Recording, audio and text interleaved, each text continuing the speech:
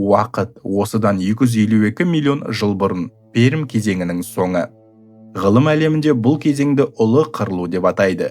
Бұл жер тарихындағы ең ауқымды, ең қорқынышты және тіршілікті толықтай дерлік жойып жібере жаздаған нағыз тозақ. Бұл кезде динозаврлар әлі пайда болмаған еді. Құрлықта сүтқоректілердің арғы аталары саналатын синапситтер билік құрып тұрды. Бірақ олардың билігіне аспаннан түскен метеорит емес, жердің өз ішінен шыққан құбыжық нүкте қойды. Қазіргі Ресейдің Сібір аймағында жер қыртысы қағайырылды. Бұл кәдімгі Везувий немесе Кракатау сияқты жалғыз жанартау емес еді. Бұл құбылыс Сібір траптары деп аталады. Жер астынан аумағы бүкіл Европа құрлығындай болатын алып аумақтан миллиондаған текше шақырым магма сыртқа төгілді. Ең сұмдығы, бұл атқылау бір күн немесе бір жыл емес, тоқтаусыз 2 миллион жыл бойы жалғасты. Магма жер бетіне шығар жолда алып көмір қабаттарын өртеп жіберді. Нәтижесінде атмосфераға триллиондаған тонна көмір қышқыл газы мен метан бөлінді.